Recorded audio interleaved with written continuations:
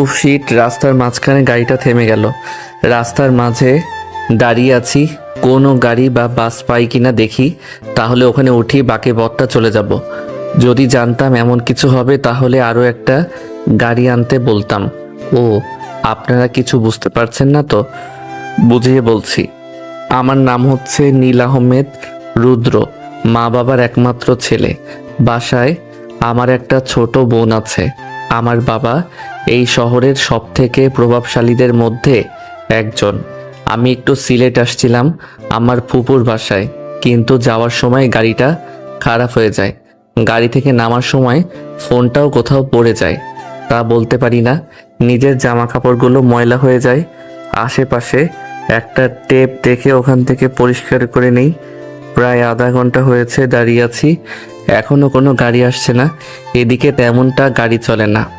আরও প্রায় 1.5 ঘন্টা দাঁড়িয়ে থাকার পরে একটা বাস দেখতে পাই।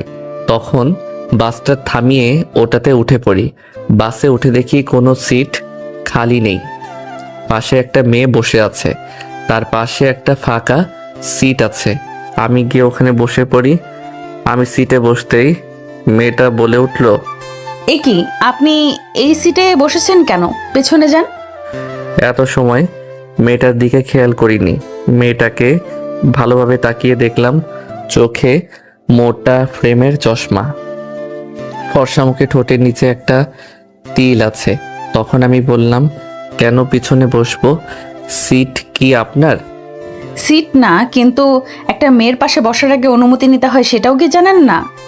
দেখেন, আমার এখন অনেক খিদে পেয়েছে। বেশি কথা বললে কিন্তু আপনাকেই খেয়ে ফেলবো। মেয়েটা কোনো কথা বলল না। খেয়াল করলাম মেয়েটা চুপ করে বই পড়ছে আর মুখে কলম লাগিয়ে কি যেন ভাবছে। আল্লাহ, তুমি শেষ ভরসা। অনেক কষ্ট করে এবার ঢাকায় ভালো একটা কলেজে ইন্টারভিউ এর জন্য যাচ্ছি। চাকরিটা যেভাবেই হোক দিও। জানি মিথ্যা আশা নিয়ে কোনো লাভ হবে না, কারণ এই দুনিয়ায় মামা চাচা আর টাকা না থাকলে কেউ কোনো চাকরি দেয় না। কিন্তু কি করব, আমি যে অনাথ। ছোটবেলায় খালা অনেক কষ্ট করে মানুষ করে, এরপর খালা মারা যাওয়ার পর নিজে কাজ করে পড়ালেখাটা শেষ করি। মেয়েটা কি জানি ভাবছিল। মেয়েটার খোলা চুলগুলো বাতাসে মুখের সামনে আসতেই মেয়েটাকে অসম্ভব সুন্দর দেখাচ্ছিল। এই প্রথম কোনো মেয়ের এমন রূপে আমি পড়ে যাই। একটু সময় দেখলাম মেয়েটা তার ব্যাগ থেকে ফোনটা বের করে সময় দেখছিল যে কয়টা বাজে।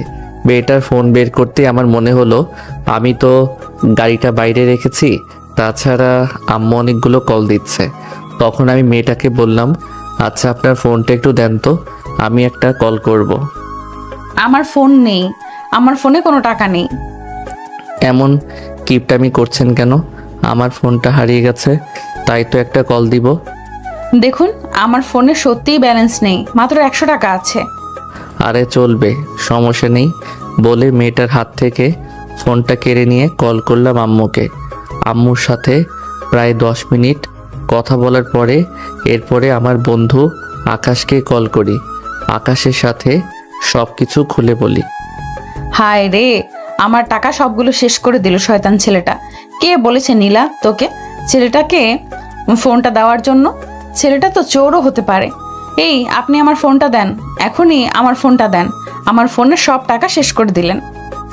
আমি মেয়েটার কথায় হুঁশ আসলো যে ফোনটা আমার না, মেয়েটার। আমি তো মেয়েটার সব টাকা অলরেডি শেষ করে দিলাম।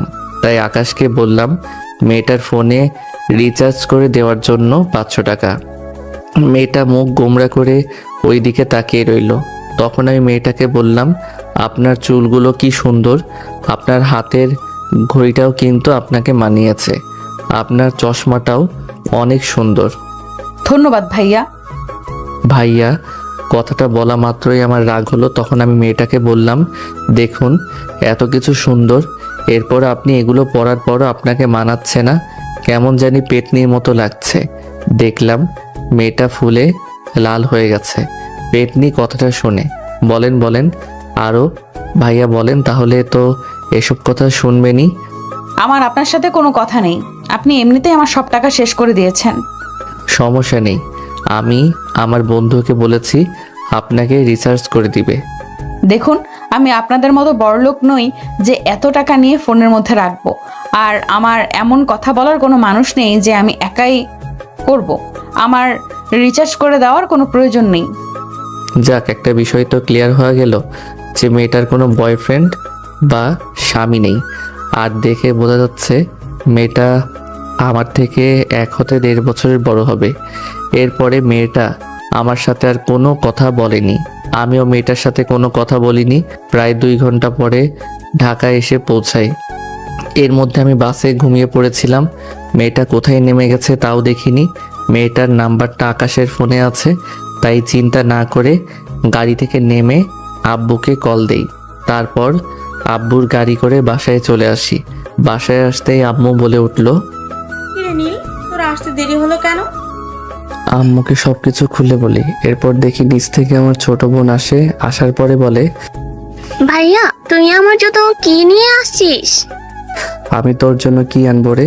তুই তো ডাইনি, সকালে আবার ঘুম নষ্ট করার দায়িত্ব তোর থাকে। যা, তোর সাথে কথা নেই, তুই আমার সাথে আর কথা বলবি না। আরে আমার পিচ্চি বোনটা বুঝি রাগ করেছে। এই দেখ, তোর জন্য আমি অনেক খেলনা এনেছি। ওয়াও ভাইয়া, থ্যাংক ইউ ভাইয়া।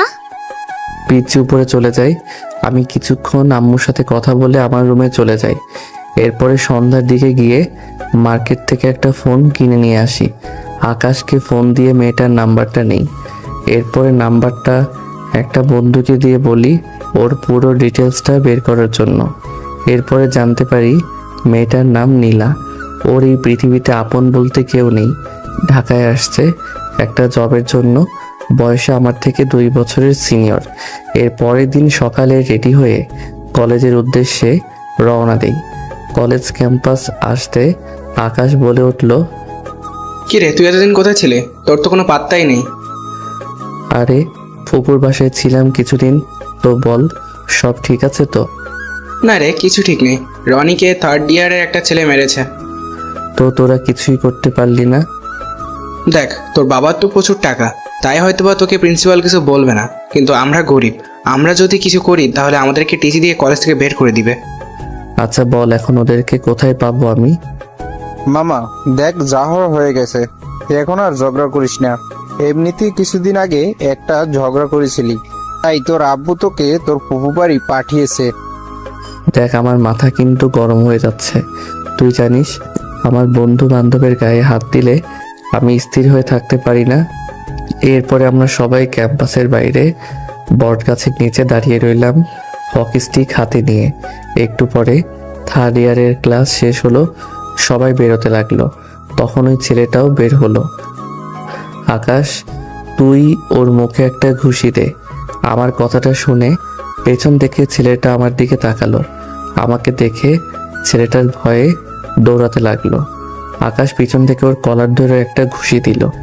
এরপরে ছেলেটাকে সবাই মিলে পিটিয়ে হাসপাতালে পাঠিয়ে দেয়।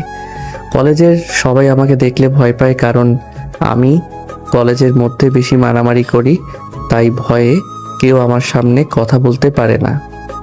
এরপরে কলেজ থেকে বাসায় চলে আসি। তখনও আব্বু আসেনি, তাই রুমে ফোন চালাচ্ছি। তখন আকাশ কল করে, মামা কাম তো সারছে। আমরা যে পোলারে মারছি, ওর বাপে তো ওখানে টিচার।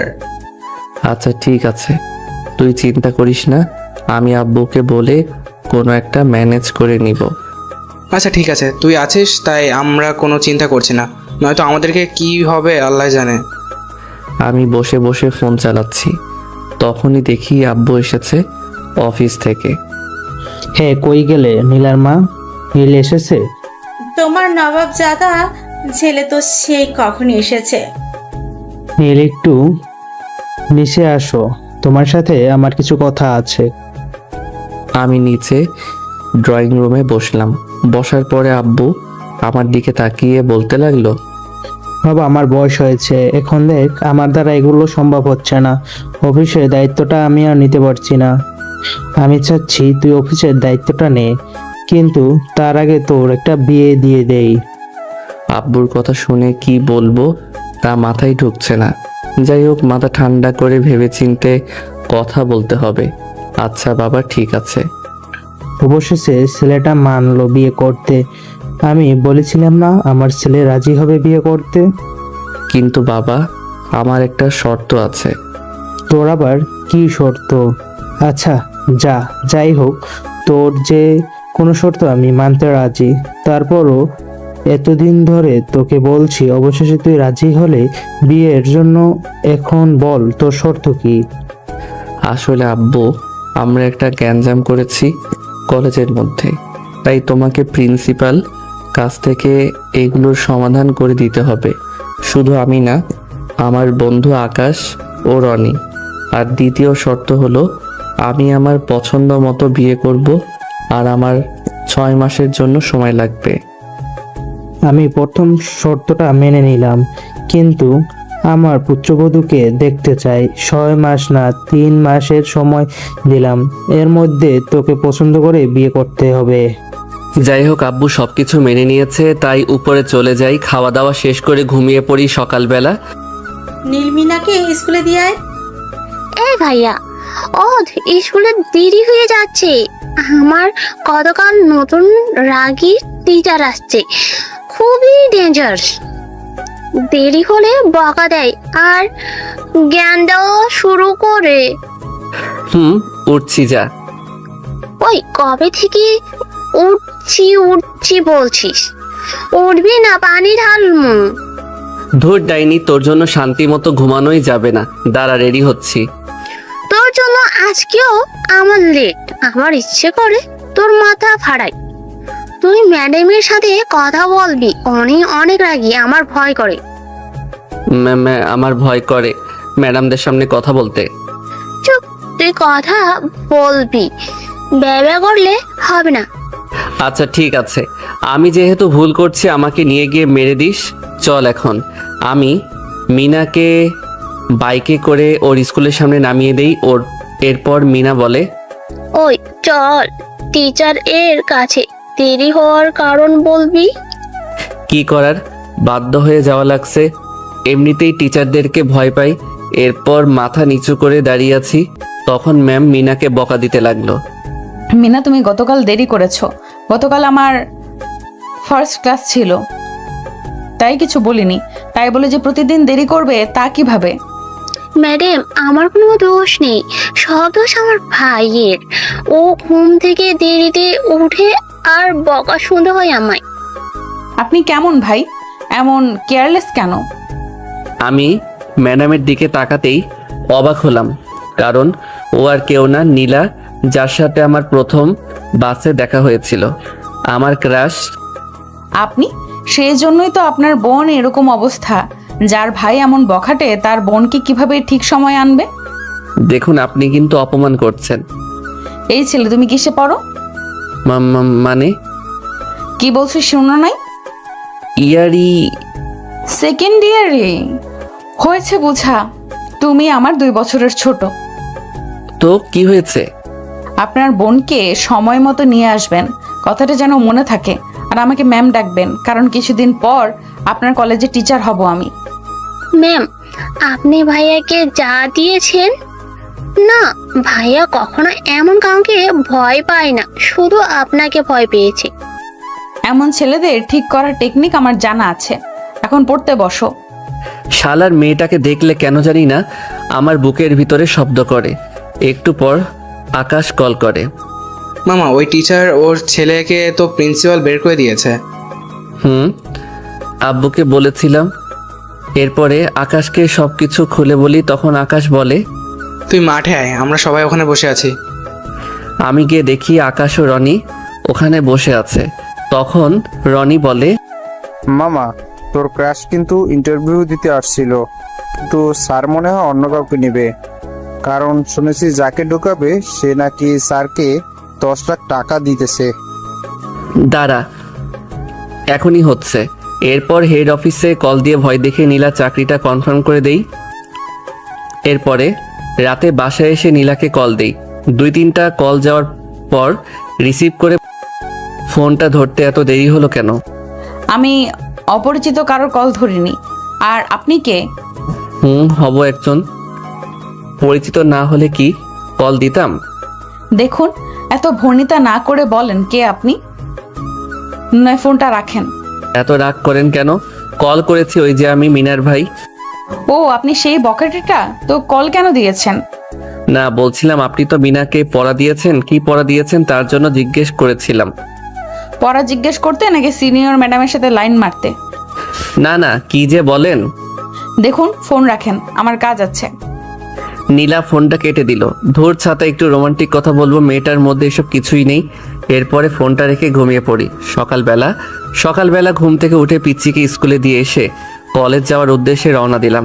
ক্যাম্পাসের ভিতরে প্রবেশ করতে দেখি কয়েকটা ছেলে একটা মেয়েকে টিজ করছে।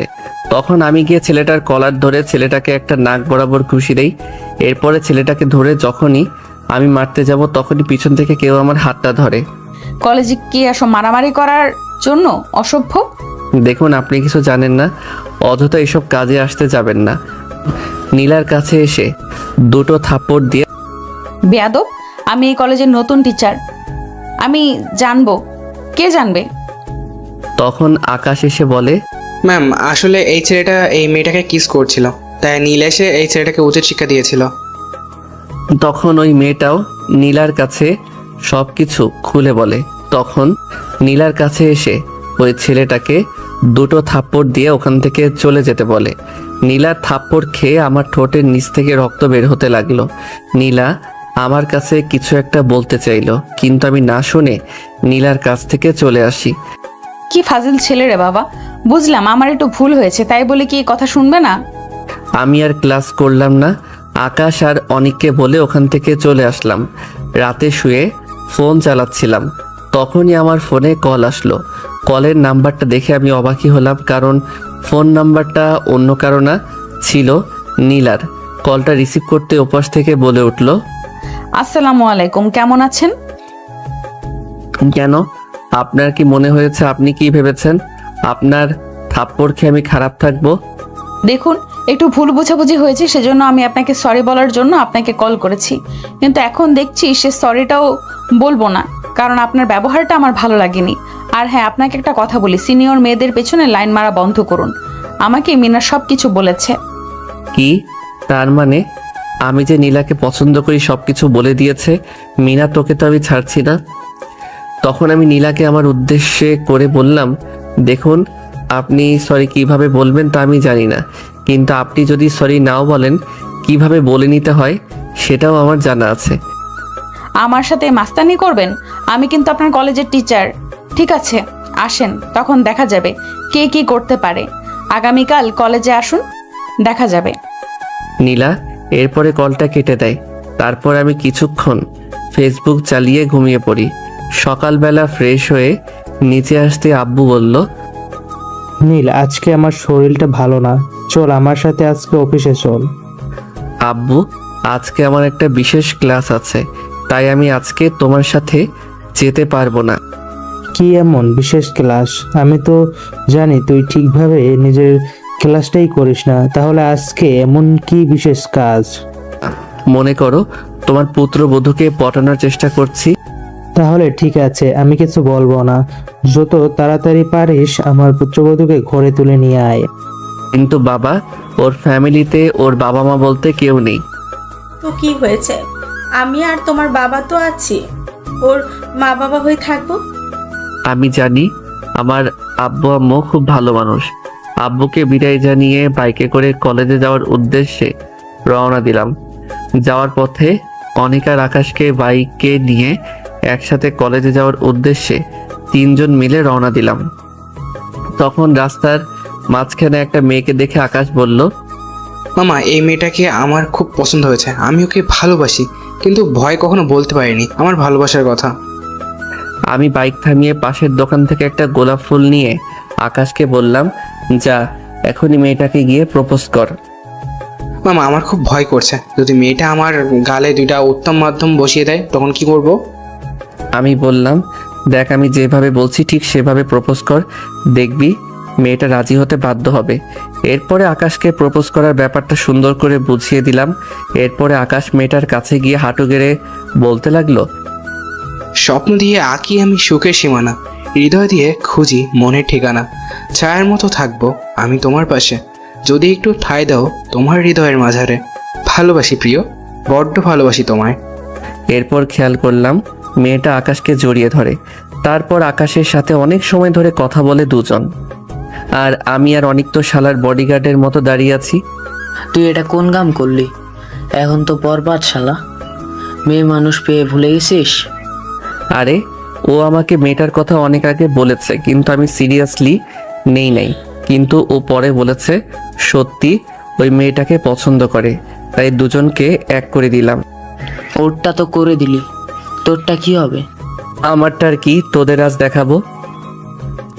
আমারটা কি জিনিস দেখেছিস, চিনিস নাই? এর মধ্যে আকাশ চলে আসে। কি মামা, তাহলে তো সব হয়ে গেছে তাই না? থ্যাঙ্কস মামা, তোরা ছাড়া হয়তো আর কখন ওরে আমি আমার মনের কথা বলতে পারতাম না। ঠিক আছে, পরে পিরিত করিস, এখন ক্লাসে চল। মামা কাহিনী কি, আজ এত তাড়াতাড়ি ক্লাসে যাবি? আরে তোদের ভাবির ক্লাস একটু পর। কিছু সময় পর কলেজে আসি, এসে দেখি নীলা ক্লাস নিচ্ছে। আমি ভিতরে প্রবেশ করতেই নীলা বলল, কয়টা বাজে? এখন কি ক্লাসের সময়? না মানে না মানে কি? বের হও ক্লাস থেকে। দেখেন আজকে তো দেরি হয়েছে, আর আমরা সব সময় এমন সময় আসি। আমার ক্লাসে দেরি পছন্দ না, তাই তোমরা বাইরে গিয়ে দাঁড়াও। জানি রাতের কথার প্রতিশোধ নিচ্ছে, তাই কিছু বললাম না। আকাশ অনেক সহকারে ক্লাস থেকে চলে আসি। তখন আকাশ বলে, ভাই রে ভাই, মায়াটা কি ডেঞ্জারাস, ওর চোখের দেখলেই আমার ভয় লাগে। তুই জানিস কেউ? মনে হয় যেভাবে বলছিস তুই ম্যামের বয়ফ্রেন্ড। হ্যাঁ, ক্লাসে ওই রাগী মেয়েটাই হচ্ছে নীলা। কি ভাই, আমি তোর সাথে নাই, কখন যে কি করে তা বলা যায় না। হুম ভাই, বেঁচে গেছি। এমন রাগী একটা মেয়েকে তোর পছন্দ করতে হলো। মানলাম মেয়েটা সিনিয়র। প্রেমে পড়ে গেছি, কি করব বল। প্রথম দেখায় যে এমন করে নিব বুঝতে পারিনি। আমি আকাশ ও অনিককে বিদায় জানিয়ে আব্বুর অফিসে যাই। অফিসে গিয়ে ম্যানেজার থেকে চেক বই নিয়ে 20,000 টাকা লিখে আব্বুর কাছে যাই। আব্বু সাইন করো। কি জন্য টাকা? গত সপ্তাহে তো 50,000 নিলি, এর জন্য তো আমি কার্ডটা সাথে করে নিয়ে আসি। তোর বিশ্বাস নেই? আব্বু টাকাটা লাগবে। তোর তো কোনো প্রয়োজনে টাকা নিস না, শুধু আজে বাজে জিনিস নিয়ে নষ্ট করিস। না আব্বু, টাকাটা লাগবে আমার, প্লিজ দাও না। আচ্ছা আচ্ছা ঠিক আছে, দিচ্ছি। আমার কাছে ক্যাশ আছে, নিয়ে যা। আব্বু টাকা দিল। অফিস থেকে চলে যাই একটা শপিং মলে। নীলার জন্য একটা সুন্দর দেখে ড্রেস পছন্দ করি। এরপরে ড্রেসটা নিয়ে বাসায় চলে আসি। আজকে একটু সকাল সকাল ঘুম থেকে উঠে গেছি। ঘড়িটা হাত দিয়ে দেখি পুরাই মাথা নষ্ট, কারণ আমি আজকে সব দিনের চেয়ে আগে উঠে গেছি। কারণটা কি বুঝতে পারলাম না। ভাবলাম সকালে ঘুম থেকে উঠে গেছি যেহেতু, তাহলে গোসলটা করে নেই। এটা ভেবে ওয়াশরুমে চলে যাই। ওয়াশরুম থেকে বের হয়ে টাওয়েল জড়ানো অবস্থায় লুঙ্গি ড্যান্স করছি আর হানি সিংয়ের গান গাইতেছি। তখনই কেউ একজন আমার রুমের দরজা খুলে আমার রুমে এসেই চিৎকার দেয়। আ আমি নীলাকে আচমকা দেখে বলে উঠি, তো তুমি এখানে কেন? না সরি, মানে আপনি এখানে কেন? চোখ বন্ধ করে ওপাশ হয়ে বললাম, সরি, আমি জানতাম না তোমার রুম। মিনা আমাকে এই রুমটা দেখিয়ে দিয়েছে ওয়াশরুম বলে। চোখ দুটো বন্ধ অবস্থায় নিচে চলে আসি। খেয়াল করলাম মিনা হাসছে। ভাইটা যেমন ফাজিল, বোনটাও একই রকম। এরপর মিনার কাছে এসে ওকে কান ধরে দাঁড় করিয়ে রাখি। আল্লাহ গো, বিয়ের আগে বুঝি ইজ্জতের ফালুদা হয়ে গেল আমার। তখন খেয়াল করলাম আম্মু আব্বু রুমে প্রবেশ করে। কিরে, আমার গরুর মতো চিৎকার করছিলি কেন? আগে বলো ওই মেয়েটা এখানে কেন? এটা আবার স্বপ্ন না তো? কি বলে ফেললাম। কেন তুই জানিস না? মানে জানি না, মানে মেয়ে মানে। ব্যাপার কি, রাতে কি স্বপ্ন দেখলি নাকি যে একবার বলিস কে মেয়েটা, আবার বলিস মেয়েটা কি আসছে? বুঝিয়ে বলতো বাপ। ও, আমি বুঝতে পেরেছি, মিনার ইংলিশ টিচারের কথা বলছিস। ওকে, আমি বলছি মিনাকে পড়ানোর জন্য। মানে নীলা আমার ছোট বোনকে পড়াতে এসেছে, আর মিনা দুষ্টুমি করে আমার রুমে নীলাকে পাঠিয়েছে। এটা স্বপ্ন না, সত্যি। আম্মু আব্বু চলে যায় নিচে। তখন আম্মু নিচে এসে নীলাকে দেখে বলে, মা, তুই তুমি আবার মনে কিছু করো না ওর চিৎকার শুনে। না আন্টি, আর নীল তো যে কলেজে পড়ে আমিও ওই কলেজেরই টিচার। ওহ, তাহলে তো ভালোই। যদি আমার ছেলেটাকে একটু মানুষ করতে পারো মা। আমি খেয়াল করলাম নীলা আর মা কথা বলছে। আমি রেডি হয়ে নিচে আসলাম। তখন আম্মু বলল, মেয়েটাকে বাসা পর্যন্ত পৌঁছে দেয়। আম্মুর কথা শুনে মনের মধ্যে লাড্ডু ফুটতে লাগলো। তখন নীলা বলে উঠল, না আন্টি, লাগবে না, আমি একা যেতে পারবো। না, তুমি যেখানেই থাকো ওই জায়গাটাই তেমন ভালো না, আর আমি তোমার ক্ষতি চাই না। আমি তোমার মায়ের মতো।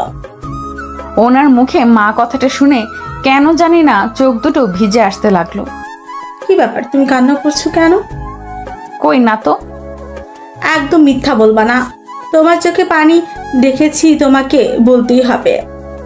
না, আসলে আপনার মুখে মা শব্দটা শুনে তাই আমার মায়ের কথা মনে পড়লো, কারণ অনেক ছোটবেলায় আমি আমার মাকে হারিয়েছি, তাই। বোকা মেয়ে, এখানে কান্না করার কি আছে? তুমি এখন থেকে আমাকে আম্মু বলে রাখবে, ঠিক আছে? আমি তো এসব দেখে আবুলের মতো দাঁড়িয়ে আছি। তখন আম্মু বলল, নীলাকে ঠিকভাবে বাসায় পৌঁছে দিয়ায়। আম্মুর কথায় মাথা নাড়ালাম। নীলাকে ওর বাসায় দিয়ে আসতে লাগলাম। নীলা আজকে একটা নীল রঙের ড্রেস পরেছে। ওকে দেখতে কি অপরূপ সুন্দর দেখাচ্ছে বলে বোঝানো যাবে না। আমি নীলার পিছনে পিছনে হাঁটছি আর নীলার সামনে। তখন নীলাকে বললাম, ম্যাম, আমি আপনাকে কিছু একটা দিতে চাই। কি? তখন গতকাল শপিং থেকে কিনা শাড়িটা নীলার হাতে দিই। এখানে কি? আপনার জন্য। নীলা শাড়িটা খুলে দেখে। তখন নীলা খেয়াল করে শাড়িটার মধ্যে লেখা আছে আই লাভ ইউ। তখন নীলা, তুমি কি ভেবেছো ওই দিনের সাধারণ বিষয়টা নিয়ে অধিকার দেখাবে? আমি তোমাকে কখনো মেনে নিতে পারবো না। নীলা আমাকে একটা থাপ্পড় দিয়ে ওখান থেকে চলে যায়। সমস্যা নেই, আমিও দেখব ও কিভাবে আমাকে না মানতে পারে। আপনারা বুঝতে পারছেন না তো কিসের অধিকার? একটু দাঁড়ান, সব বলছি। নীলকে একটা থাপ্পড় দিয়ে ওখান থেকে চলে আসে। আমি জানি নীল অনেক কষ্ট পেয়েছে, কিন্তু আমি কি করব? আমিও যে তোমায় ভালোবাসি, কিন্তু আমাকে তোমার বাবা মাও এই সমাজ মেনে নিবে না। তাই আমি চাইলেও তোমাকে আপন করে নিতে পারবো না, কারণ আমি এতিম। থাপ্পড়টা একটু জোরে লেগেছে। সমস্যা নেই, ভালোবাসা নিয়ে সব পুষিয়ে নিব। ও আপনাদের তো বলা হয়নি আমার সাথে নীলার কিসের অধিকারের কথা। মনে আছে যখন বাসে প্রথম নীলার সাথে দেখা হয়েছিল? সেদিন বাসটা ঢাকায় যাওয়ার উদ্দেশ্যে ঠিকই রওনা দিয়েছিল, কিন্তু মাঝপথে ওই এলাকায় একদল ডাকাত ওই বাসটা জিম্মি করে। সেদিন মোটা ফ্রেমের চশমা চোখে দিয়ে মেয়েটা কি যেন বড় বড় চোখ দিয়ে পড়ছে। হঠাৎ করে কিসের জন্য একটা শব্দ হলো। তখনই বাসটা থেমে যায়। বাসটা থামতেই কতগুলো লোক গাড়িটায় উঠে যায়। উঠে লোকগুলোর মধ্যে একটা দাড়ি গোঁফওয়ালা লোক বলে ওঠে, এই বাসটা হাইজ্যাক করা হয়েছে। আপনারা একে একে সবাই নিজেদের জিনিসগুলো দিয়ে যান। আমি আবার কাল্লু ডাকাত, ভদ্রভাবে কথা বলতে পছন্দ করি। কিছু থেকে কিছু হলে কিন্তু বিনা টিকিটে উপরে পাঠিয়ে দেব। হাহা। বাসের মধ্যে সবাই তো ভয়ে কাট।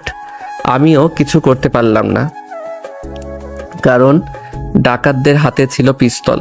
তখন খেয়াল করলাম মেয়েটা ভয়ে বাচ্চাদের মতো কান্না শুরু করলো।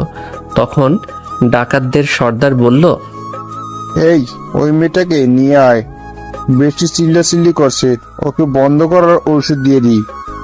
তখন দুটো ডাকাত নীলাকে ধরে আনতে গেলে আমি বাধা দিলে তখন সর্দার বলে, দুইটাকে নিয়ে বাইরে মুখ বন্ধ করে বেঁধে রাখ।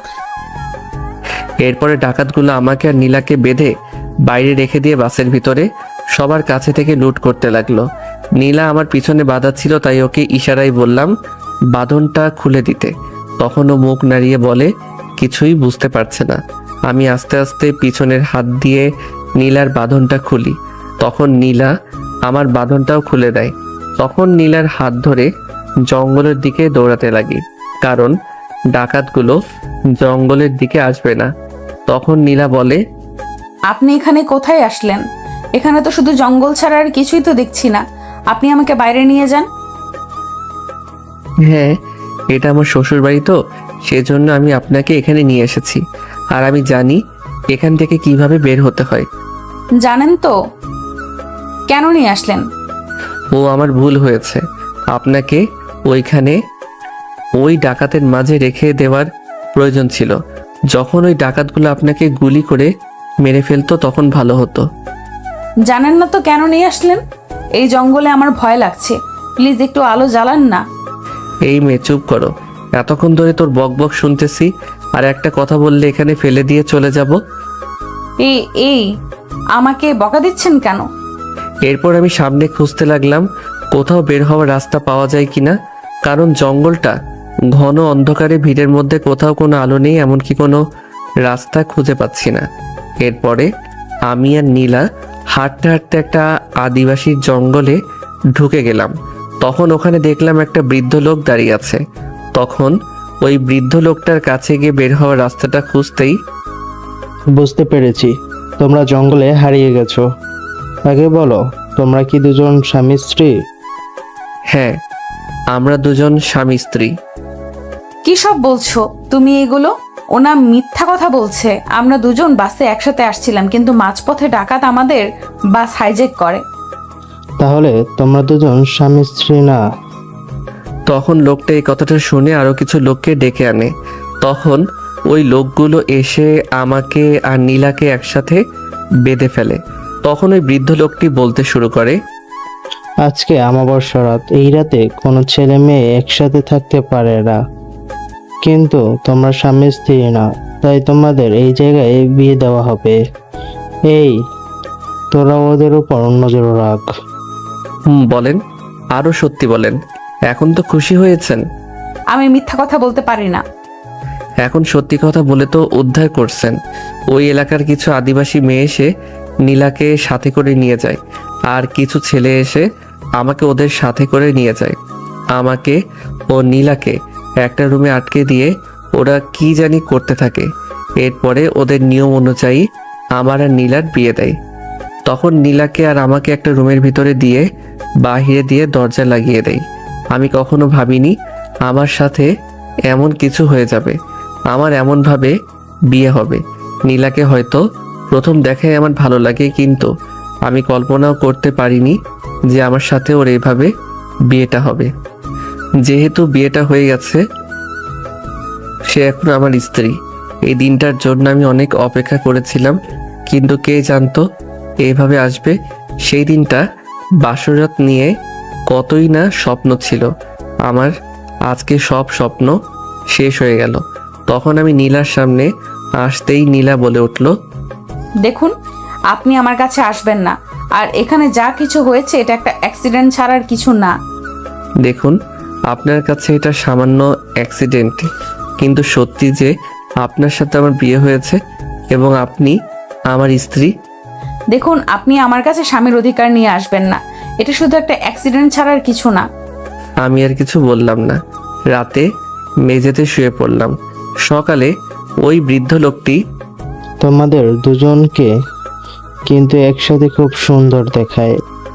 আমি আশাবাদ করি তোমরা দুজন সবসময় সুখে থেকো। এরপর বৃদ্ধ লোকটা শহরের রাস্তা দেখিয়ে দেয়। তখন আমি আর নীলা ওখান থেকে চলে আসি।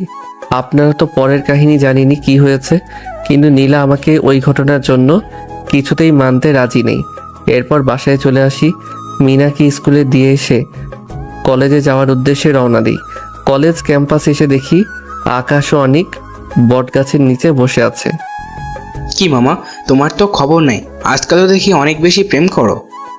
তা তো করবেই, ম্যামের ক্রাশ বলে কথা। তো বিয়ে কবে করছিস? বিয়ে তো করেছি। মানে বিয়ে করলি মানে?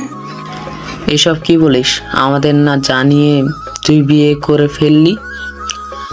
না বন্ধু, এটা মানতে পারলাম না। দূর শালা, কথাটা তো শোন। নিজের ভালোবাসা দিয়ে মানিয়ে নিতে হবে। কিন্তু এখন তো কি জানি করছে। কি আর করার, শালারা পকেট ফাঁকা করার ধান্দায় আছে। আকাশ আর অনিককে বিদায় জানিয়ে বাসায় চলে আসি, কারণ আজকে আর ক্লাস করিনি। বাসায় আসতে পিচ্চি বোন, ওই, তুই আমার ব্যাগ থেকে চকলেট কি করেছিস? খাওয়ার জিনিস কি রেখে দেই? সেটা তোর থেকে আমি ভালো জানি। তাহলে জিজ্ঞেস করছিস কেন? কারণ আমার চকলেট নেই, তুই কিন্তু রাখাস না আমারে, আমি জানি তুই খেয়েছিস। এই প্যাকেট আমি তোর রুম থেকে পাইছি। তো কি হয়েছে? এটা যে তোর চকলেট, তার প্রমাণ দে। আম্মু আম্মু দেখো, তোমার ছেলে আমার চকলেট খেয়ে ফেলেছে। কিরে ভাই বোন দুটো আবার টম জেরির মতন শুরু করলি? ওরা তো একটু থামে, তোদের তো তাও হয় না। হয়েছে কি বল? তোমার ছেলে আমার ব্যাগ থেকে চকলেট চুরি করে খাইছে। আম্মু, মিথ্যা কথা কই এই পেতনি? আমার সব জানা আছে। এখন শোন, তুই ওর জন্য এক প্যাকেট চকলেট নিয়ে আসবি। হ্যাঁ হয়েছে, খেলাম দুটো, আনতে হবে এক বক্স। মামা বাড়ির আবদার। আম্মু তাহলে তোমাকে ভাইয়া আর ম্যামের সিগারেট কথাটা বলতে হয়। মিনার মুখ চেপে ধরে বললাম, চুপ কর বোন, যা লাগে দিব, মুখ খুলিস না এখন। কিরে কি বলতে চাইলি? আর ওর মুখ ধরে রাখছিস কেন? আম্মু কিছু না, তুমি যাও, আমি এনে দিব, ওকে? আম্মু রান্নাঘরে চলে যায়।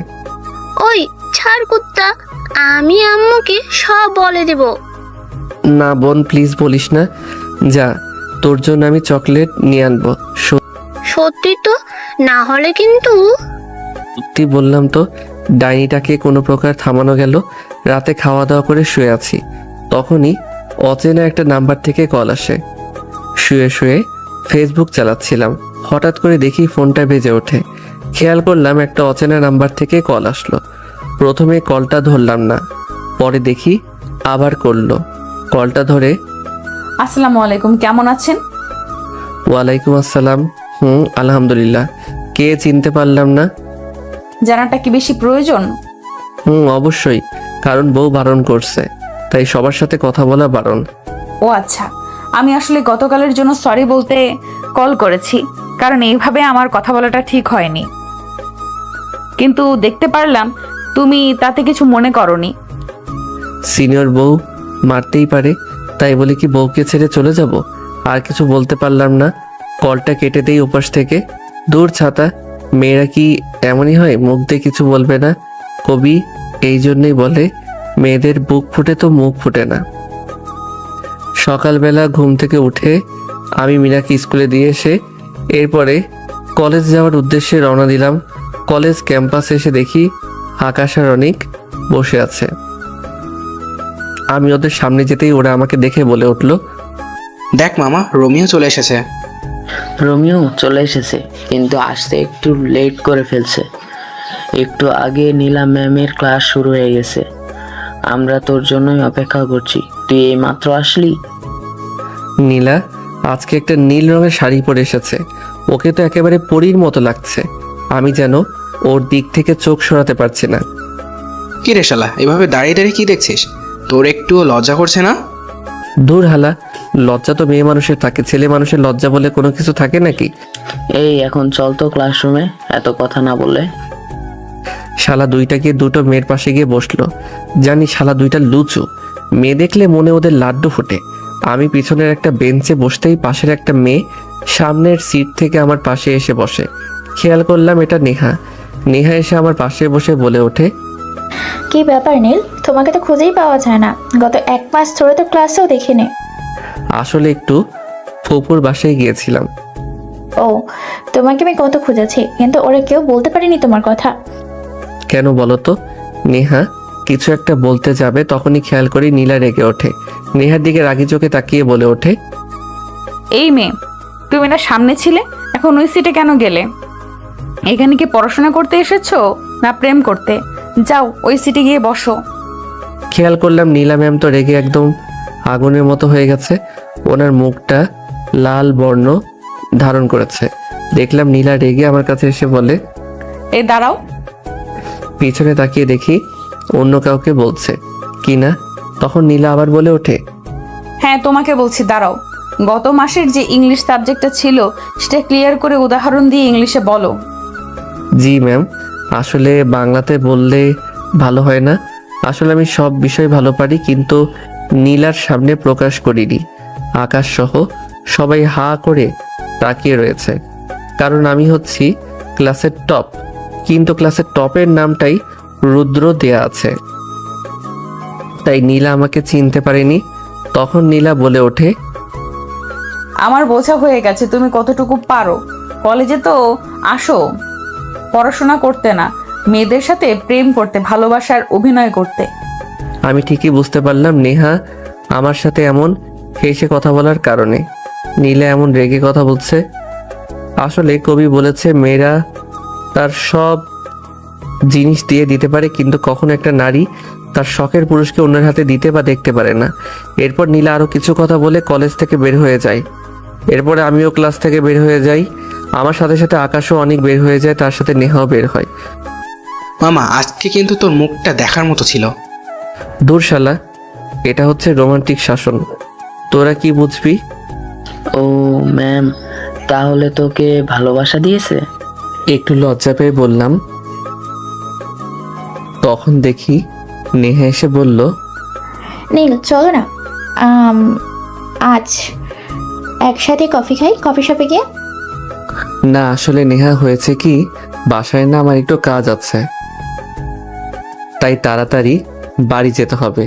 নেহার থেকে পিছু ছুটানোর জন্য অনিকার আকাশকে বাই বলে ওখান থেকে গাড়ি পার্কের ওখানে চলে আসি। বাইকটা নিয়ে মেইন গেট দিয়ে বাড়ি যাওয়ার উদ্দেশ্যে রওনা দিলাম। একটু সামনে আসতে খেয়াল করলাম কতগুলো বাজে ছেলে একটা মেয়েকে ডিস্টার্ব করছে। একটু সামনে এগিয়ে যেতে দেখলাম নীলাকে ছেলেগুলো ডিস্টার্ব করছে আর আজে বাজে কথা বলতে লাগলো। আমার মাথা প্রচণ্ড পরিমাণ গরম হয়ে যায়। আমি বাইক থেকে নেমে ছেলেগুলোর সামনে যাই। ছেলেগুলোর মধ্যে একটা এসে আমার সামনে আসতেই চিনে যায় কে, তাই ছেলেগুলো ভয় পালাতে লাগলো। ওদের মধ্যে একটা ছেলেকে ধরে ফেলি। যখনই একটা ঘুষি দিতে যাব তখনই, কি করছেন আপনি? আপনি ওদেরকে মারবেন না প্লিজ, আমি মারামারি পছন্দ করি না। মারবো না কেন? ওদের সাহস কত বড়, তোমাকে দেখে টিচ করে। তোদেরকে বলছি, আর কখনো যদি ওর দিকে এভাবে তাকাস তাহলে তোদের চোখ আমি উপরে তুলে নেব। আমি ছেলেটার গলা টিপে ধরে কথাগুলো বলতে লাগলাম। ছেলেটার শ্বাস বন্ধ হয়ে যাচ্ছিল। তখন নীলা, প্লিজ ছাড়ুন, না হলে ও তো মারা যাবে এইভাবে গলা টিপে ধরলে। এরপরে ছেলেটাকে ছেড়ে দেই। বাইকে উঠে নীলাকে বলতে লাগি, বাইকে ওঠো, আমি তোমাকে বাসায় নামিয়ে দিচ্ছি।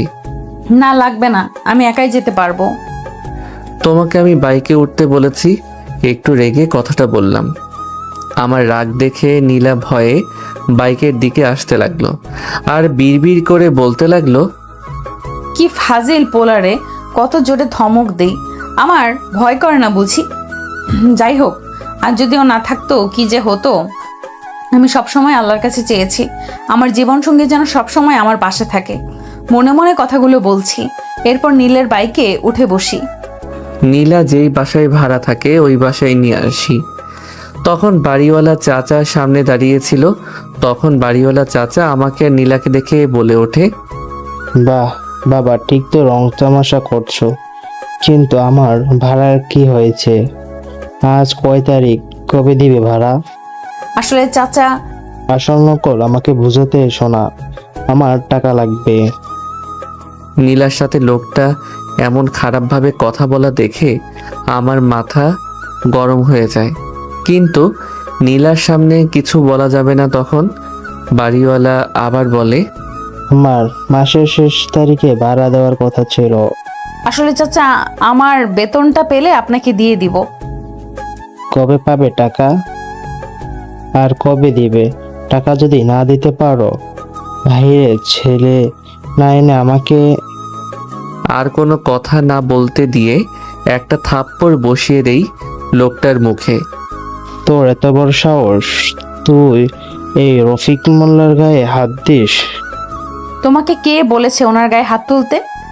আমি কিছু বলতে যাব তখনই আমাকে থামিয়ে দিয়ে বলতে লাগলো, প্লিজ তুমি আর আমাকে অশান্তির মধ্যে ফেলো না, আমি এমনিতেই টেনশনের মধ্যে আছি। ঠিক আছে, মনে থাকবে যেন। আমি কিছু বললাম না। বাইকটা নিয়ে সামনে চলে গেলাম। বাইকটা একটু সামনে রেখে পিছনের দেয়াল থেকে খেয়াল করলাম নীলা বাসায় চলে যায়। তখন সামনে থেকে গিয়ে বুড়োর কলারটা ধরি। এই তোর সাহস কম না, তুই আমার কলার ধরছিস? তুই জানিস আমি এই এলাকার যতগুলো বাড়ি আছে সবগুলোর বাড়ির মালিক। আমি তোকে ভালো করে চিনি, হয়তো তুই আমাকে চিনিস না।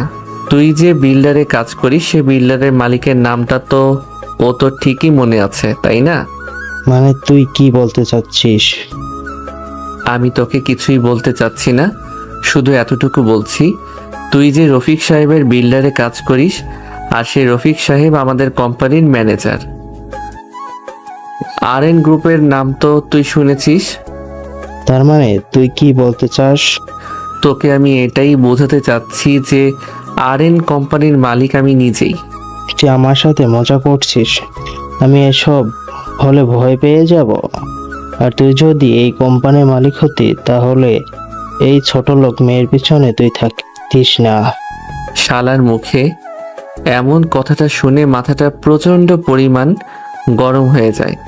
এরপরে ম্যানেজারকে কল করে সব কিছু বলি। তখন লাউড স্পিকার দিয়ে লোকটার সামনে ধরি। তখন ম্যানেজার ওকে সব কথা বলে। লোকটা ম্যানেজারের মুখে সব কথা শুনে আমার পায়ে এসে পা ধরে বলতে লাগলো, বাবা, আমি অনেক বড় ভুল করে ফেলেছি, তুই আমাকে মাফ করে দাও। আমি জীবনও ওর বাড়ির আশেপাশেও যাব না।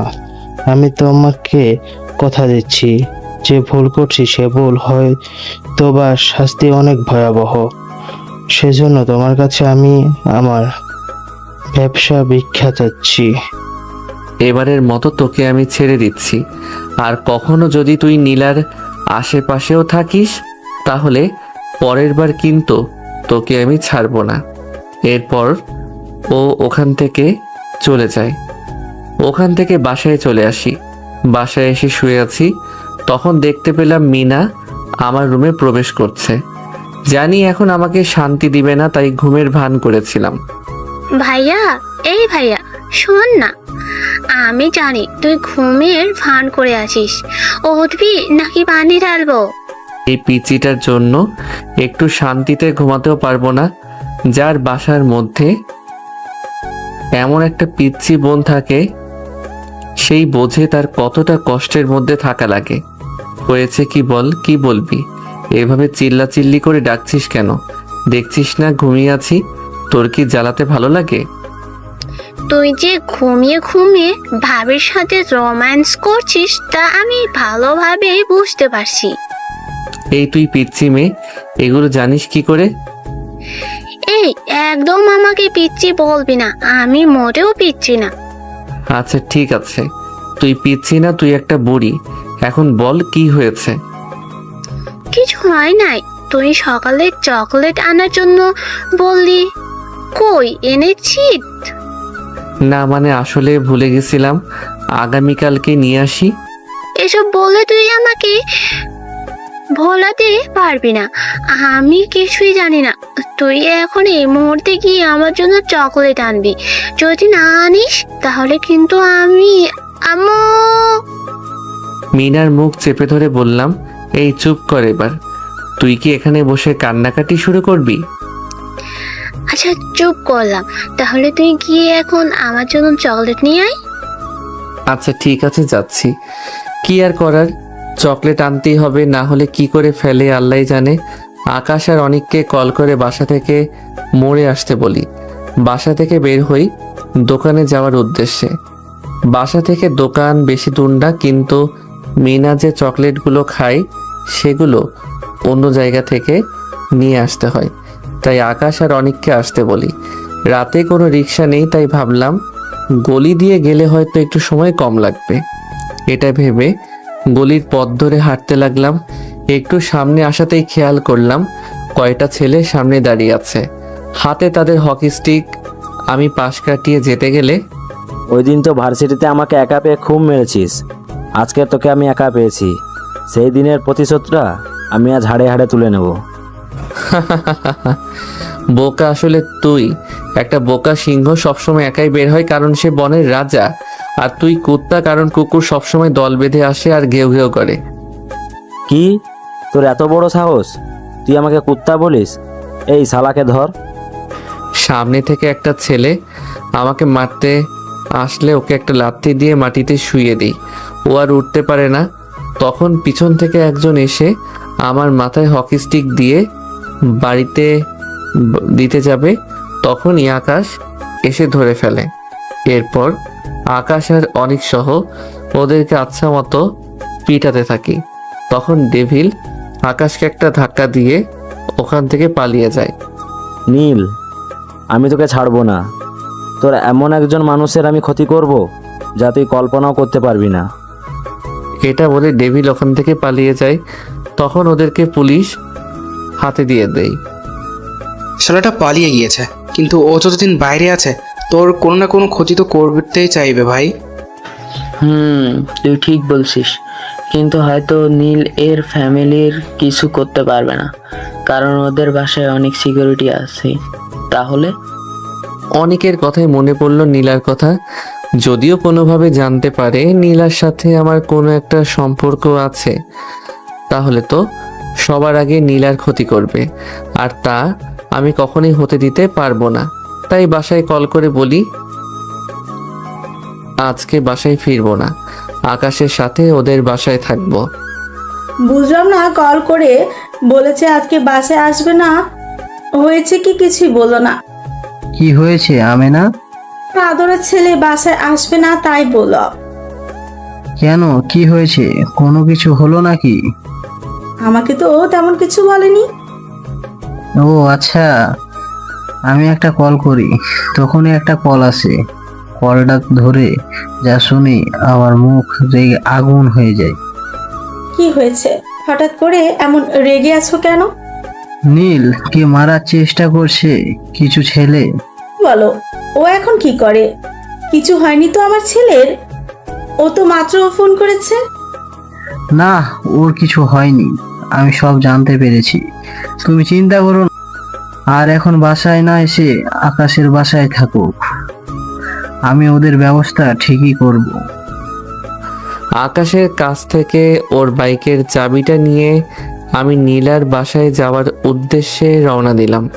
কিছুক্ষণের মধ্যে নীলার বাসার সামনে এসে পৌঁছালাম। দেখলাম মেইন গেটটা বন্ধ আছে, তাই ভাবলাম কি করে ওর রুমে যাওয়া যায়। সামনে খেয়াল করলাম একটা ছোট্ট গাছ পেয়ে নীলার রুমের সামনে দিয়ে গিয়েছে।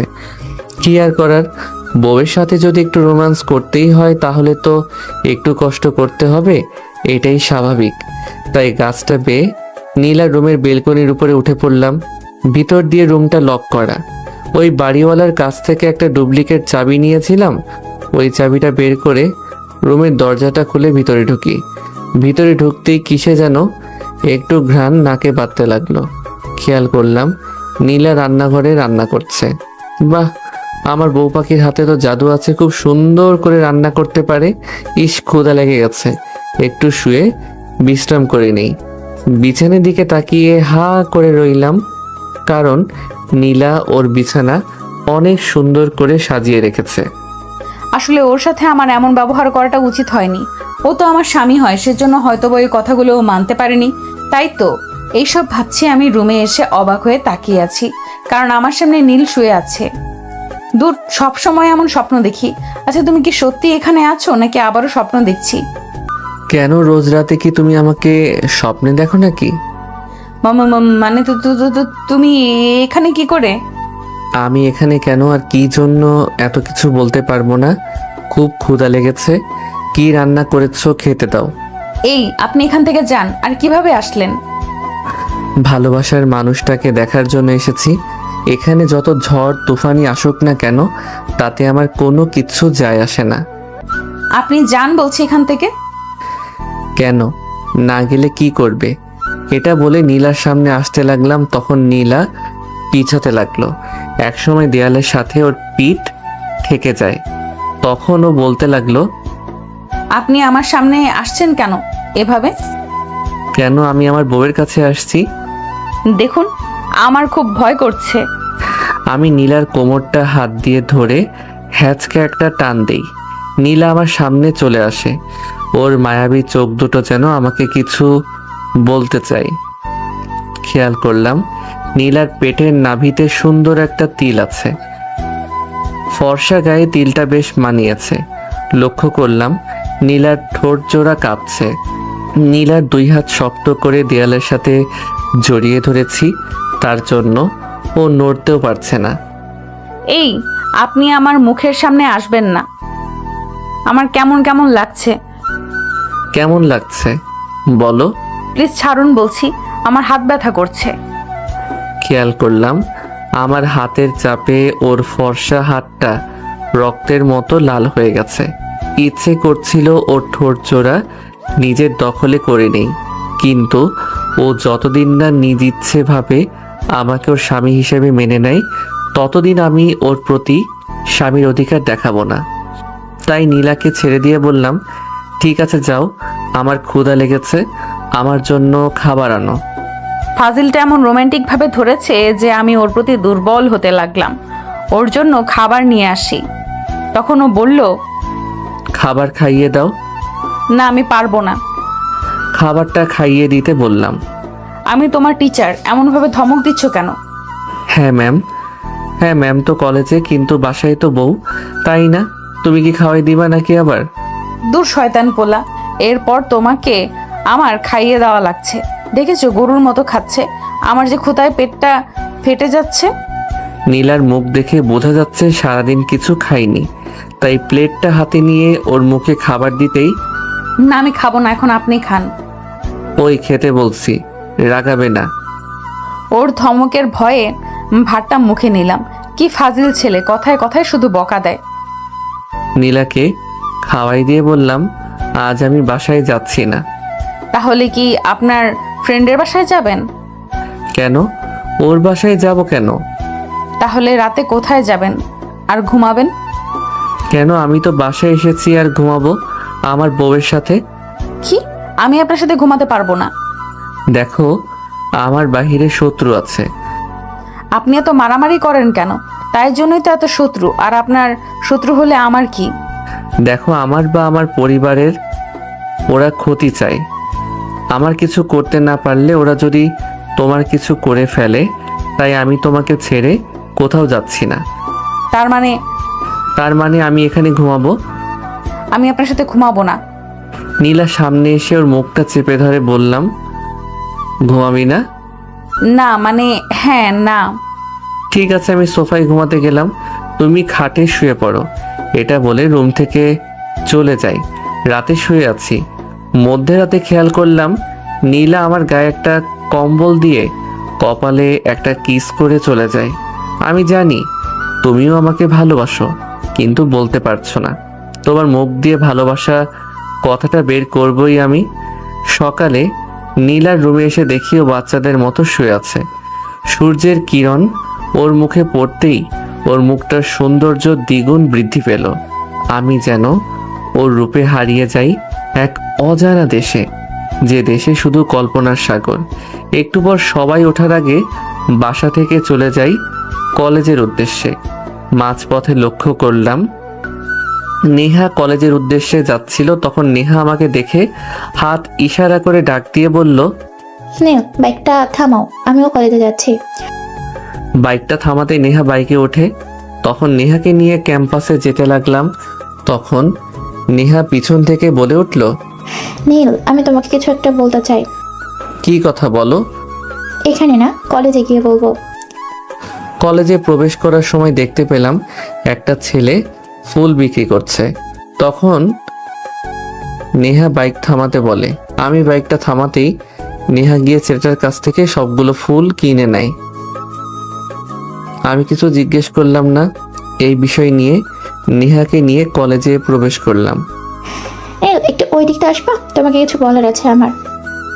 আমি নেহার কোনো কিছুই বুঝলাম না। হঠাৎ করে নেহার কি হয়েছে যে এমন করে বলছে, আর কি কথা যা সামনে বলা যাবে না। একেবারে কলেজ ক্যাম্পাসের পিছনে গিয়ে বলবে, তাও সবার সামনে না। তারপর আমি বাইকটা পার্কিংয়ে রেখে ক্যাম্পাসের পিছনে চলে যাই।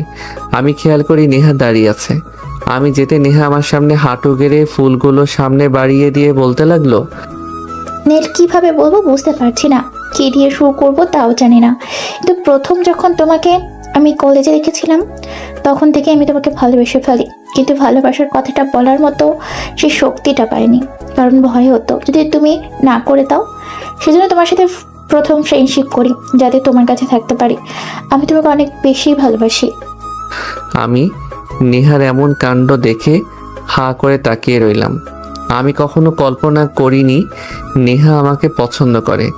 এতটুকু জানি আকাশ নেহাকে প্রচণ্ড পরিমাণে ভালোবাসে, কিন্তু ভয়ে কিছু বলতে পারিনি। আজকে যদি আকাশ এসব দেখে ও অনেক কষ্ট পাবে। আমি এসব ভাবছি, তখনই নেহা বলে ওঠে, কি ভাবছো? সত্যি আমি তোমাকে ভালোবাসি? আমাকে ফিরিয়ে দিও না নীল, আমি তোমাকে অনেক ভালোবাসি। নেহা ওঠো। আসলে নেহা, সত্যি বলতে আমি কখনো তোমাকে এসব চোখে দেখিনি।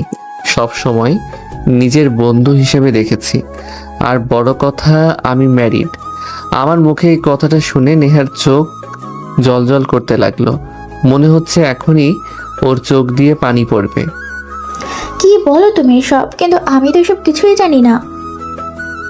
তখন নেহাকে সব কিছু বলি, কিভাবে নীলার সাথে আমার কি হয়েছে। এরপরে নেহাকে বলি আকাশ ওকে অনেক ভালোবাসে। তখন নেহা চোখ মুছতে মুছতে ওখান থেকে চলে যায়। তখন পিছন থেকে আকাশ ডাক দেয়। কি রে নেহা, এভাবে কান্না করতে করতে চলে গেল কেন? তখন আকাশকে নেহার সাথে হয়ে যাওয়ার সব কথা খুলে বলি। তুই তো জানিস আমি কতটা ভালোবাসি নেহাকে। আমি নেহাকে বলেছি তোর কথা। এখন বলে কি হবে? ও তো তোকে ভালোবাসে, আমাকে না। তুই গিয়ে ওকে তোর কথাটা বল। এই সময় ওর একজন পাশে মানুষের প্রয়োজন। তুই ওর পাশে থাকলে ও তোকে মেনে নিবে। যাবো যদি? তোর শালা যা। আচ্ছা, যাচ্ছি। এরপর আকাশকে জোর করে নেহার কাছে পাঠিয়ে দিয়ে শালাকে পাঠিয়েছে। আধা ঘন্টা হয়েছে, এখনো আসছে না। একটু পর খেয়াল করলাম শালা প্রায় আধা ঘন্টা পরে আমাদের কাছে এসেছে। মুখে দেখলাম হাসি লেগে আছে। তখন অনিক বলল, কি রে মামা, তোর তো মনে দেখি লাড্ডু ফুটতেছে, কাহিনী কি? না, বলবো না। কেন, কি হয়েছে? এমন ঢং না করে বল। না দোস্ত, আমার লজ্জা করে। ওকে মেয়েদের কাপড়ের ভেতর রেখে আয় তো। আরে এমন করে কেন বলছিস? আসলে মামা নেহা রাজি হয়েছে। শালা আকাশকে ধরে বললাম, চল। কোথায় যাব? শোনা গো আমার, কিছু বুঝে না ট্রিট দিবি, চল। এখনই দেওয়া লাগবে? তোর সাথে কি আমরা মজা করছি ভাবছিস? না দিলে দুইজন দুই হাত পা ধরে তুলে নিয়ে যাব। জানা হয়ে গেছে, তোর আমার পকেটটা খালি করার ধান্দায় আছিস। কলেজে আর ক্লাস করিনি। আকাশ অনেক সহ রেস্টুরেন্টে চলে যাই ওদের সাথে। আরও কিছু সময় কাটিয়ে বিকেলবেলা বাসায় চলে যাই। বাসায় ঢুকে দেখি তো আমি হাঁ করে তাকিয়ে আছি, কারণ পুরো বাড়ি জুড়ে অন্ধকার। বাসায় প্রবেশ করতে লাইট জ্বলে ওঠে। তখন উপরের রুমে যেতে লাগলে পিছন থেকে, দাঁড়ো বাবা, কোথায় যাচ্ছ? তোমার সাথে আমার বোঝাপড়া বাকি আছে। খেয়াল করলাম আম্মুর হাতে একটা লাঠি, পাশে মিনা দাঁড়িয়ে। তখন ভয়ে ভয়ে বলতে লাগলাম, কিসের বোঝাপড়া আম্মু? আমার বৌমা কোথায় সেটা বল। বললাম তো আর কয়দিন পর। কিছু বলতে না দিয়ে পিচ্ছি বলল, দেখেছো আম্মু, বললাম না ভাইয়া মিথ্যে বলবে। এসব কি শুনছি নীল তোর নামে? আমার আর কিছু বোঝার বাকি নেই। শয়তান পেতনিটা সব কিছু আম্মুকে বলে দিয়েছে। তখন আব্বু আবার বলল, কিরে কথা বলছিস না কেন? তুই নাকি বৌমাকে বাসায় আনতে চাসনি? কে এসব বলল? তো ঢং করিস না, মিনা সব বলেছে। তোর সাথে নীলার কি সম্পর্ক বল, আর আমার বৌমা কে? তুই কেন ঘরে আনলি না? আমার তো নীলাকে খুব পছন্দ হয়েছে। আমি না ঠিকই বলছো, মেয়েটা অনেক ভালো। আমার ঘরে আসলে আমাদের এই ছাগল ছেলেটাকে মানুষ করতে পারবে। না আপু, তোমার ছেলে ছাগল না, গরু বলা দরকার। রুমের যে হাল করে রাখে। ওই পেতনি তোকে কিন্তু আমাকে একটা ভেঙচি দিয়ে আম্মুর পিছনে লুকিয়ে যায়। তখন হঠাৎ করে আমার ফোনে একটা কল আসে। হ্যালো, কে? হা হা হা, তোর জম বলছি, আমি ডেভিল। কি ভেবেছিস তোকে আমি এত সহজে ছেড়ে দিব না? এত সহজে না। তোকে 12 ঘন্টা সময় দিচ্ছি, এর মধ্যে তুই যদি না আসিস তাহলে তোর বউকে আমি শেষ করে দিব। ডেভিল, তোকে আমি ছাড়বো না। আমার নীলার যদি কিছু হয় তোকে আমি কেটে কুকুরকে খাওয়াবো। কি হয়েছে? নীলাকে ডেভিল তুলে নিয়ে গেছে। ও কোথায় আছে বলছে না। আমি কিছু জানি না, তুই যেভাবে হোক আমার বৌমাকে বাঁচিয়ে আন। আমি পুলিশকে কল করে সব কিছু বলছি। দাঁড়াও, আমি আকাশ আর অনিককে কল করি, তুমি পুলিশ নিয়ে রেডি থাকো। তখন আমি আকাশ আর অনিককে কল করে সব কিছু বলি। ওরা কিছু সময়ের মধ্যে চলে আসে। এখন কি করবি? তুই তো ঠিকানাও জানিস না। আমি নীলার ফোনে একটা ট্র্যাকিং অ্যাপ নামিয়ে রেখেছি, তাই ওর লোকেশন আমরা খুঁজে পাবো। আমি লোকেশন দেখি আমাদের কলেজের পিছনের পুরনো বাড়িতে। এটা তো আমাদের কলেজের পিছনে। আমি বাইক বের করছি, তোরা তাড়াতাড়ি বের হ। আমি আকাশ সহ বাইকে করে লোকেশনের দিকে যেতে লাগলাম। হা হা হা, সুন্দরী, তোমার রূপে আমি মুগ্ধ। এই রূপটা আমার যে চাই। তুই যদি নীলের বউ না হতিস, এই রূপে আমি তারপরও পাগল হয়ে যেতাম। আমাকে ছেড়ে দে, তোকে কিন্তু আমার স্বামী ছাড়বে না। হা হা হা, তোর স্বামী কখনোই খুঁজে পাবে না তোকে। হে আল্লাহ, আমি কি এই জানোয়ারের কাছে আমার সতীত্ব হারাবো? তুমি আমাকে বাঁচাও মালিক, তুমি আমার স্বামীকে আমার হেফাজত করতে পাঠাও। হা হা, আজ আমি মাস্তি করব তোকে নিয়ে। এই তোর ফিগার দেখে আমি পাগল হয়ে গেছি রে। এই তোরা সবাই বাইরে যা। আমি খেয়াল করলাম ছেলেটার শার্ট খুলে আমার সামনে আসতে লাগলো। আকাশ, তোরা ওই পাশ দিয়ে ওদেরকে ধর, আমি ভিতরে যাচ্ছি। আকাশের অনিক ওই ছেলেগুলোকে মারতে লাগলো। আমি ভিতরে ঢুকতেই দেখি ডেভিল নীলার সাথে হাতাহাতি করতে লাগলো। এক পর্যায়ে নীলা ঠাস করে ডেভিলকে একটা থাপ্পড় দেয়। তখন ডেভিল নীলাকে যখনই মারতে যাবে আমি পিছনে থেকে ডেভিলকে একটা লাথি দেই। ডেভিল গিয়ে ছিটকে পড়ে নিচে।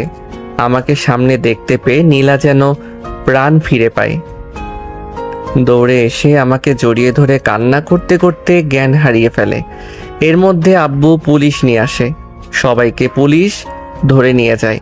আমি নীলাকে কলে নিয়ে গাড়িতে করে বাসায় নিয়ে আসি। ডাক্তার এসে কিছু ওষুধ দিয়ে চলে যায়। আম্মু নীলার পাশে বসে আছে, কারণ এখনো নীলার হুঁশ আসেনি।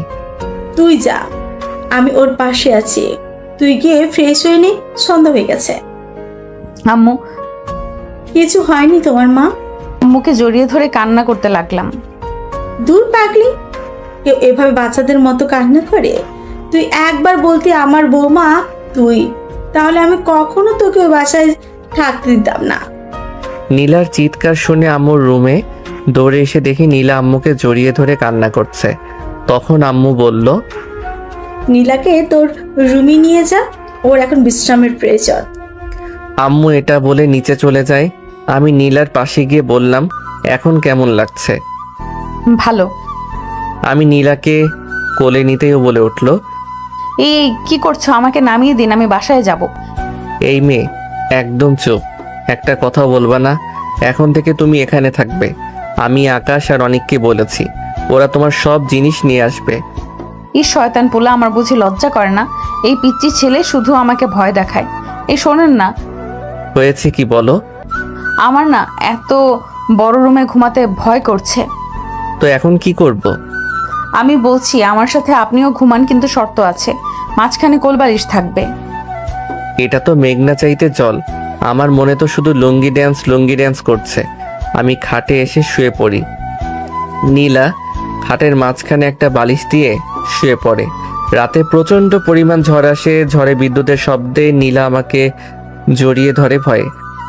ইস, রাতে আমি মনে হয় ওনাকে জড়িয়ে ধরে শুয়েছিলাম। কি যে লজ্জা লাগছে। তখনই দেখি কেউ ভেতরে প্রবেশ করছে। ভাবি, তুমি উঠেছো? জানতাম তুমি উঠবে। কেন, তোমার ভাই উঠবে না? বাংলাদেশের যুদ্ধ লাগবে, ওর খবর থাকবে না। তুমি বলছো ওর ওঠার কথা? তোমার ভাই অনেক ফাজিল, তাই না? আমি ঘুমের ভান করে মিনার সব কথাই শুনছি। মিনা, পেতনি, তোকে আমি ছাড়ছি না। আমার নামে মিথ্যা অপবাদ দিস তুই আমার একমাত্র বউয়ের কাছে।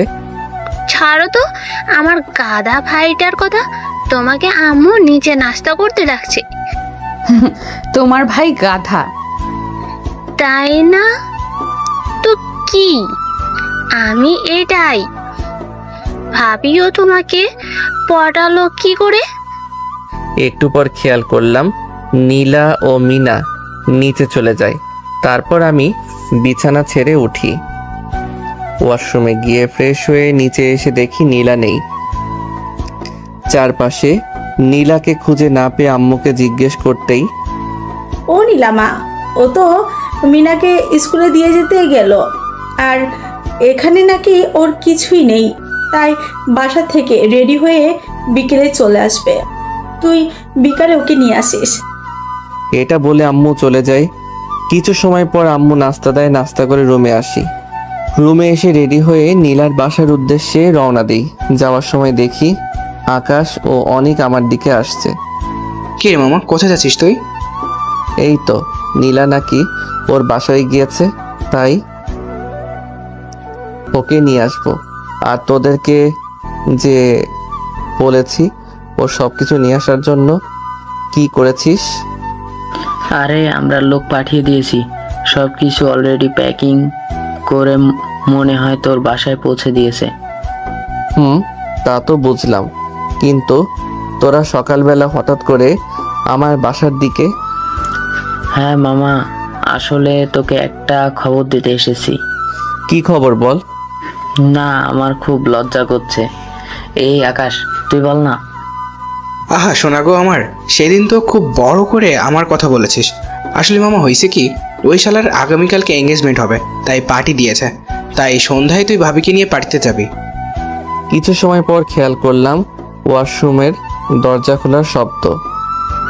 তখন নীলা তোয়ালে পেঁচানো অবস্থায় ওয়াশরুম থেকে বের হয়ে আসে। এই আপনি এখানে কেন? নীলাকে এমন অবস্থায় খুব হট দেখাচ্ছিল, আমি যেন ওর থেকে চোখ ফিরাতে পারছি না। দেখ শয়তানটা কিভাবে তাকিয়ে আছে। আমাকে দেখে লজ্জায় নীলা আবার ওয়াশরুমে চলে যায়। ভিতর থেকে কথাগুলো বলতে থাকে। নীলার জন্য কিনে রাখা ড্রেসটা ওর সামনে দিয়ে বলি, এটা পরে আসো। না, আমি পারবো না, আপনি এখান থেকে যান। তুমি এটা না পরলে আমি যাব না। না, আমি পরবো না, আপনি এখান থেকে যান। কি তুমি এটা পরবে না? না, পরবো না এটা। এটা বলে ওয়াশরুমে ঢুকে যায়। নীলা আমাকে ভিতরে ঢুকতেই দেখে পিছাতে যেতে লাগলো। আমি ওর হাত ধরে একটা হ্যাঁচকে টান দিই, সোজা গিয়ে আমার বুকে এসে পড়ে। তখন নীলার গোলাপি ঠোঁট জোড়া নিজের দখলে করে নেই। শয়তানটা আমাকে জোর করে কিস করে দেয়, প্রায় 5 মিনিট পর ছেড়ে দেয়। আমি হাঁপাতে থাকি, তখন আবার বলে, কি এখন পড়বা নাকি? না না, পড়ছি, যান আপনি বাইরে। আমি ড্রয়িং রুমে চলে যাই। নীলা রেডি হচ্ছে, ওকে নিয়ে আজকে হাঁটতে যাব। কিছু সময় পর নীলা রেডি হয়ে আমার কাছে আসে। ওকে দেখে তো আমি সেই পরিমাণ ক্রাশ খাই। একটা মানুষ এত সুন্দর কি করে হয়? আমি হাঁ করে ওর দিকে তাকিয়ে আছি।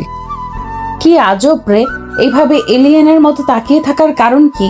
আগে কখনো দেখোনি নাকি? এই যে কি হলো, কোথায় হারালেন? নীলার কথাই হুঁশ ফিরে আসে।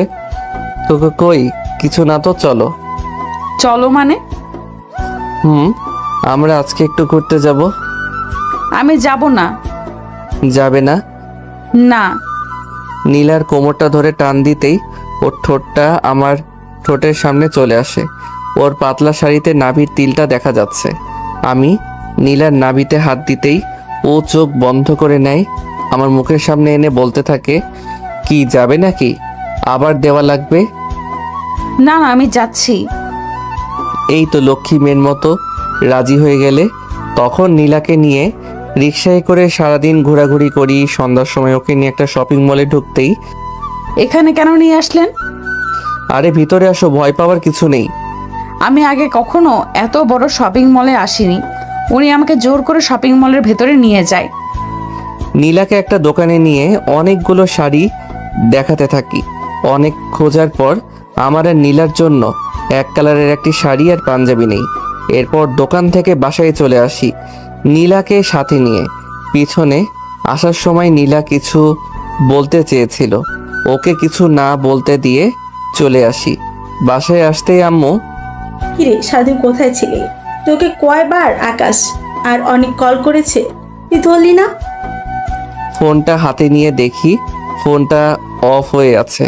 তখন আম্মু আবার, নীলাকে নিয়ে যে আজকে অনেকের এঙ্গেজমেন্টে যাওয়ার কথা ছিল, এখন যা নীলাকে নিয়ে ওপরে যা।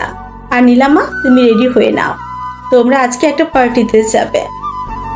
জি আম্মু।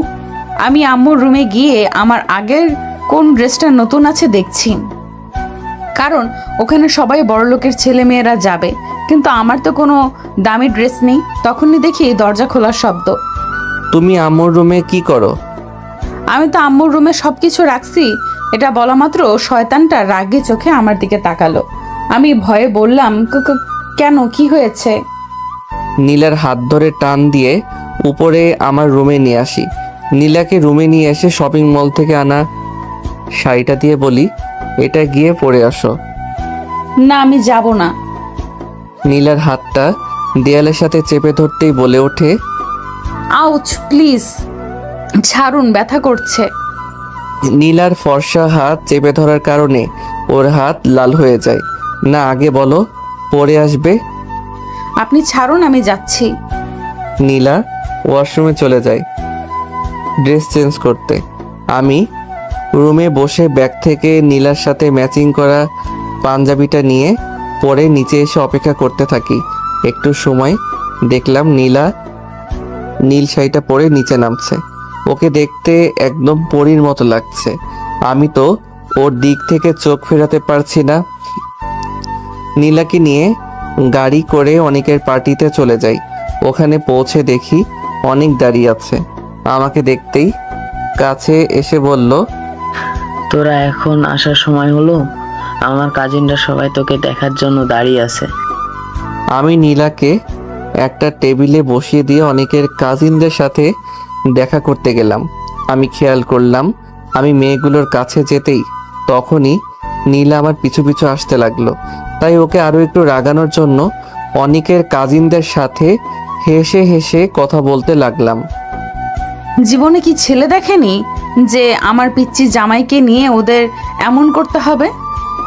আমি পিছনে লক্ষ্য করলাম নীলা রেগে গজগজ করতে করতে পেছনে একটা টেবিলে এসে বসলো।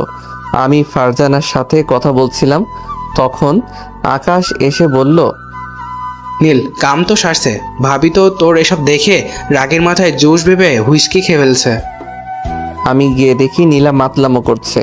তখন কোনো রকম নীলাকে গাড়িতে উঠিয়ে বাসায় নিয়ে আসি, কোলে করে রুমে নিয়ে যাই। রুমে যাওয়ার পরে নীলা মাতাল অবস্থায় বলতে লাগলো, এই দিকে, আমি কি দেখতে হট না? তুমি তো খুব সুন্দরী। তাহলে তুই ওই মেয়েগুলোর সাথে এইভাবে মিশতে গেলি কেন? আমাকে কিস কর। না ম্যাম, আমি পিচ্ছি, ছেড়ে দেন। চুপ, তোকে আমি আজ ছাড়বো না। আজকে তোকে আমি রোমান্টিক অত্যাচার করব। নীলার এসব কথা শুনে আমি ফোন বের করে সব ভিডিও করে রাখি। এরপর নীলা আমার উপর ঝাঁপিয়ে পড়ে। বাকি কথাটা না হয় ইতিহাস থাকুক। ইস, রাতে ওদের এখানে কি একটা নতুন জুস খাওয়ার পর আমার মাথাটা প্রচুর পরিমাণ ঘুরছিল। সকালবেলা নীলার দিকে তাকিয়ে দেখি ওর শরীরে এমন অবস্থা দেখে কান্না চোখে বলতে লাগলো, আপনি আমার সাথে রাতে জোর করে কি করেছেন? আমি করেছি? আমি এসব কিছুই বুঝি না, আমি পিচ্ছি। একদম নাটক করবেন না। আপনি আমার সাথে এমন কেন করলেন? জানি আমি, ওকে এখন বোঝানো সম্ভব না। গতকাল রাতে কি হয়েছে, তাই গতকাল রাতে ফোনের মধ্যে ভিডিও করার সেই ভিডিওটা ওকে দেখাই। এরপরে চুপ হয়ে বসে থাকে, আর কোনো কথা বলে না। আমি রুম থেকে চলে যাই। প্রায় 10 মিনিট পর রুমে এসে দেখি নীলা ওয়াশরুমে, তাই আর ওকে ডাকাডাকি না করে আমার ওয়ালেটটা খুঁজতে লাগলাম। হঠাৎ করে একটা ডায়েরি সামনে এসে পড়ে, উপরে লেখা আছে আমার জীবন। বুঝতে বাকি রইল না এটা নীলার ডায়েরি, তাই ডায়েরিটা নিয়ে ছাদে চলে যাই। ওখানে গিয়ে ডায়েরিটা খুলি, তখন ডায়েরিটায় লেখা, আমি যখন খুব ছোট তখন আমার বাবা মারা যায়। তখন মা ও এই পৃথিবীতে আমাকে ছেড়ে চলে যায়। আমি তখন একা হয়ে যাই। ওই একাত্ম জীবনে আমার প্রিয় বলতে আমার খালাই আছে। মাত্র 8 বছর বয়সে নিজের মা বাবাকে হারাই। খালা অনেক কষ্ট করে মাধ্যমিকটা শেষ করায়, কিন্তু আমি যে হতভাগী, আমার জীবনে কেউ থাকে না। একসময় আমার খালাও অসুস্থ হয়ে মারা যায়। নিজে অনেক কষ্ট করে পড়াশোনাটা শেষ করি। সব সময় আল্লাহর কাছে চেয়েছি আমার জীবনের জন্য এমন একজনকে দেওয়ার জন্য যে আমাকে সব সময় বুঝবে, আমাকে ভালোবাসবে। আল্লাহ আমার কথাটা রেখেছে। নীল খুব ভালো একটা ছেলে, আমার জুনিয়র হলেও আমাকে খুব ভালোবাসে, কিন্তু ওকে আমি মেনে নিতে পারবো না, কারণ ওর বাবা মা আমাকে ওদের ছেলের বউ হিসেবে মানবে না, কারণ আমি যে এতিম। আজকে আমি খুব খুশি, কারণ আমার জীবনে যা পাইনি তা আমার স্বামী আমাকে দিয়েছে। সব সময় চেয়েছি নিজের শ্বশুর শাশুড়িকে মায়ের মতো দেখব। আল্লাহ হয়তো আমার কথা রেখেছে। আমি একজন মা ও বাবা পেয়েছি। ও যেন বোঝে না আমি ওকে অনেক ভালোবাসি। ও কেন বোঝে না আমি ওকে এত ভালোবাসি? কিন্তু আমারও তো ইচ্ছে আমাকে কেউ রোমান্টিকভাবে প্রপোজ করুক। যতদিন না ও আমাকে প্রপোজ করছে আমি রাজি হব না। বলে দিলাম শয়তান পোলা। লাস্ট পেজ, আর কিছু লেখা নেই। নীলার জীবনে অনেক কষ্ট, তাই ওয়াদা করলাম কখনো ওকে কষ্ট পেতে দিব না। নীলার জন্য অনেক আগে একটা ডায়মন্ড রিং কিনে রেখেছিলাম, ওটা বের করে হাতে নিয়ে রুমের দিকে পা বাড়াই। রুমে গিয়ে দরজা নক করে ভিতরে প্রবেশ করতেই দেখি নীলা রেডি হচ্ছে কলেজে যাওয়ার উদ্দেশ্যে। ওর সামনে এসে বললাম, চোখ বন্ধ করো। কেন? তোমাকে চোখ বন্ধ করতে বলেছি। না, করব না বন্ধ। ওই তুই চোখ বন্ধ করবি? কোমরটা চেপে ধরে বললাম। করছি তো, এমন রাগ দেখান কেন? আমিও কলেজে দেখাবো শয়তান পোলা আমি কি করতে পারি। নীলা চোখ বন্ধ করতেই আমি ওর সামনে হাঁটু গেড়ে বসে বলতে লাগলাম, যদি কখনো হারিয়ে যাই ওই দূর তারার দেশে, তখনও কি তুমি খুঁজবে আমায় হাত বাড়িয়ে ভালোবেসে? যদি কোনো দিন নিভে যায় আমার আশার প্রদীপ, তুমি কি তখন জ্বালাবে আলোর দ্বীপ? যদি আমি কখনো হারিয়ে যাই দূর দিগন্তে, তখনও কি আমি থাকবো তোমার মনের সীমান্তে? বাসবি কি ভালো, থাকবি কি সারা জীবন? নীল নীলান্তে বাসছি ভালো, বাসতে চাই তোমাকে সারাটা জীবন প্রিয়। ভালোবেসে হাত বাড়িয়েছি, ধরবে কি হাত? কথা দিচ্ছি জীবনে যত ঝড় তুফান আসুক না কেন, ছাড়বো না তোমার হাত। তখন নীলা আমাকে জড়িয়ে ধরে কান্না করতে করতে বলতে লাগলো, আমিও তোমায় বড্ড ভালোবাসি গো। নীলা আমাকে শক্ত করে জড়িয়ে ধরে আছে, যেন আমি কোথাও হারিয়ে যাব তার ভয়ে। পাগলিটা সিনিয়র হলেও সত্যি বাচ্চার মতো। এখন তোমরা কি বিয়ে করতে চাও? সিনিয়র আপু বা ম্যাডামদের কমেন্ট করে জানাবে।